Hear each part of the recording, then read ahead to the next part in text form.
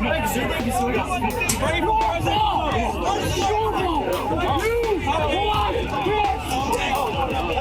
a complete show of classlessness and arguably their true colors, the mainstream liberal media cannot take a single day off from lying, misrepresenting, and outright just making a bunch of bad faith arguments and criticisms towards Donald Trump. And apparently, even on a day where Trump survives an attempted assassination, you know, a very dark day for our country, even then, again, totally classless, the liberal media still decides that they have to wage political warfare against him. Because in today's video, we have obviously talked plenty about my own take on the attempted Trump assassination yesterday, but I think now it is time to highlight some of what the media, especially CNN, had to say about it. So obviously, I'm sure by now you've all seen the video, you know what happened on that stage. Well, check out the headline that CNN initially ran in response to the, again, attempted assassination of Donald Trump. They reported it as, quote, Secret Service rushes Trump off stage after he falls at rally. That's the headline they seriously ran in response initially yesterday to what happened, okay? After a bullet whizzed past his ear, after you heard gunshots going off and it was very obvious what was going on the entire time, their angle on it was Secret Service had to rush Trump off the stage after he fell down. Again, we're talking about a former president and a Republican presidential candidate who just got assassinated on the stage. And this is how CNN chose to frame it. And I know in fairness, you may say, oh, but Vince, this was their initial headline. This is what they published when we just had the video and we didn't have any of the information. But even, by the way, Destiny tried to say that. Even then, though, I would respond by pointing out, just given that video alone, this is still obviously a bad faith summary of what you saw in the video. Because sure, don't get me wrong. Maybe when we first initially saw that, you might say, okay, it's not confirmed that it was an assassination attempt. It's not clear that's what happened just from watching the video and not finding out any of the later information, but it still firmly looked like that was what was happening, right? So you could say alleged or apparent, or it seems like there was a rumored assassination attempt, but to frame it as what really happened there was he fell down after you could again hear literal gunshots on camera. Don't give me any freaking excuses. I'm looking at you, Destiny. That is a terrible take, okay? It is just ridiculous. It is malpractice to even publish this headline. But yes, this is how, again, mainstream media was reacting yesterday to the attempted assassination of President Trump. We have one from Newsweek as well. This is their headline when they first saw that video. It says, MAGA responds with outrage after Donald Trump injured at Pennsylvania rally. Again, as you could probably tell from the camera, you know, I understand. Okay, it's their initial headline. They can't confirm it's an assassination attempt, but you could imply, you could say it's believed assassination attempt, in apparent assassination attempt, but no. They're running these headlines on purpose, okay? Just completely ridiculous. And this is apparently, you know, how dare you trust the media? You have that freaking dork Brian Stelter going on TV every day saying, you know, it's really bad that Americans don't trust the media anymore.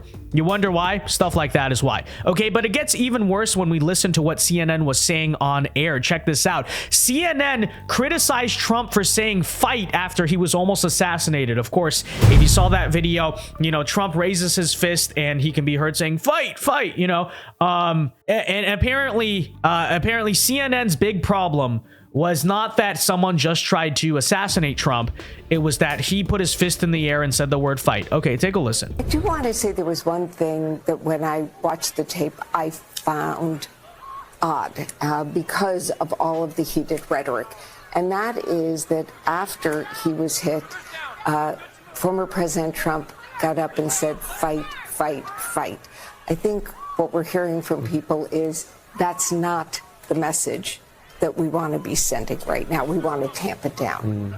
Yeah, I would just know one thing on this. First of all, ironic words from a network, CNN, yes, who has literally compared Trump to Hitler regularly. okay, on a multiple times basis. But, you know, apparently him saying fight to the crowd, which clearly is a message not to literally go fight people, but to, hey, you know, keep your spirits high, you know, we're still in this, whatever. Apparently that is the issue, according to CNN. And, you know, again, this is after Trump just got shot, and they're criticizing him for, you know, bleeding from his face, probably in a dazed state, to be totally realistic. I mean, he just got, you know, a bullet just grazed past your ear.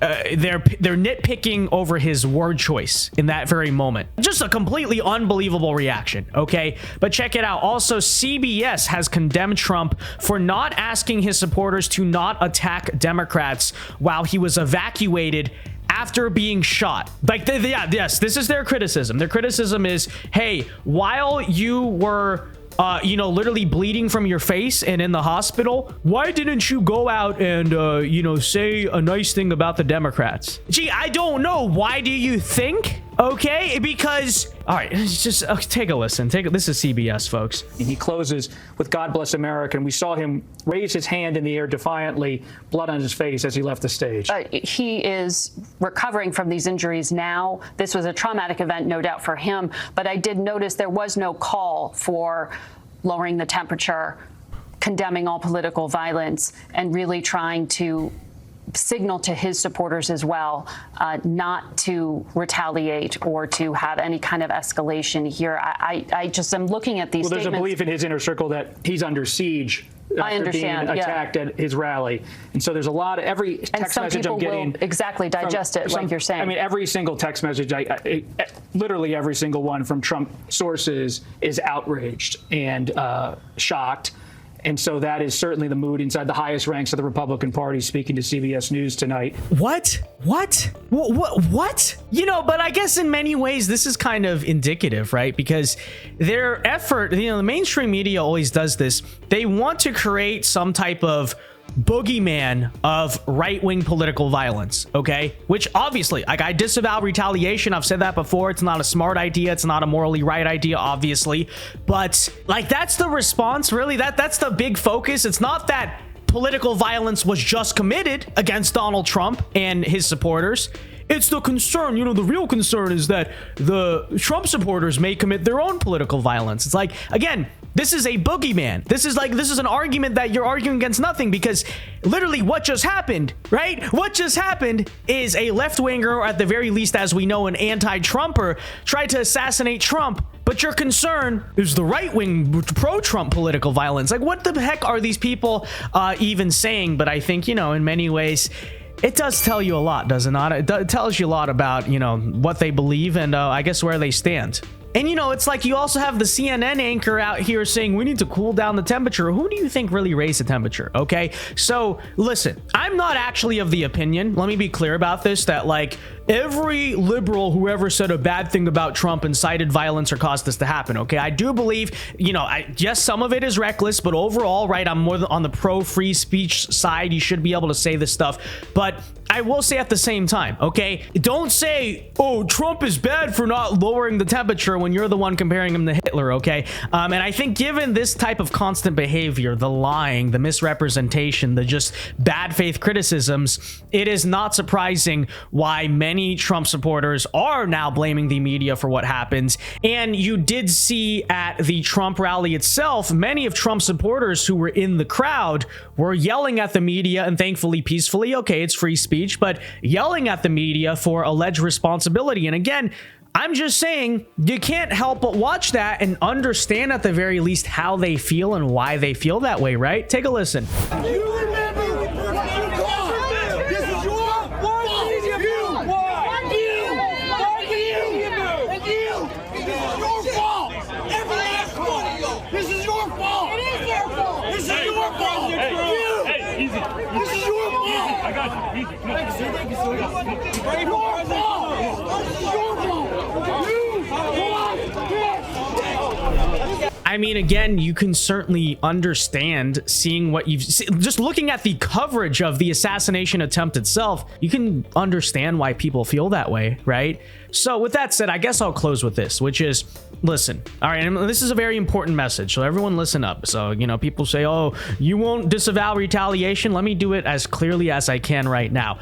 I believe that in many ways, the reason the media is trying to be so intentionally provocative about the entire situation is because arguably to some degree, they're looking for any reason to shift the blame onto us. Understand what I mean by that, right? Because right now it's like, oh, political violence seems like it was committed by the left. They're looking for an excuse, and you already heard it in that CBS reporting there, to flip around the script and say, no, it's the boogeyman again of right-wing violence that everyone needs to make the biggest deal out of. So that said, my message here is this, okay? Not only is it the wrong thing to do, we don't want to be there as a country. I disavow violence, obviously, but on top of that, even beyond that, do not do anything stupid. And another reason not to do it beyond the obvious reasons is because in many ways it gives fuel to the other side, right? And that's the dangerous part, arguably, about retaliation here, is that what are they going to do if it happens? Suddenly it's all going to be all about that, and they're going to basically forget that this entire thing happened.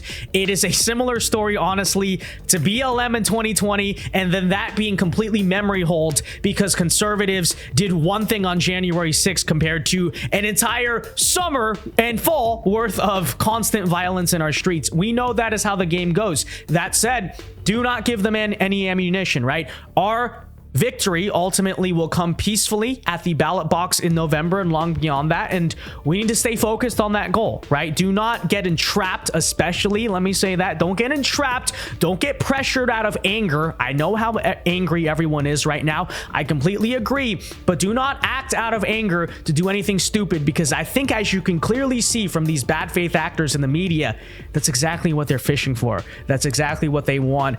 Do not give it to them, and obviously, I think in many ways also the right thing for the country. You know, we just don't want to be a country wrought with political violence. But with that said, folks, let me know your thoughts on all of this in the comment section down below. And until next time, be sure to leave a like on the video, subscribe to the channel if you are new. God bless and peace.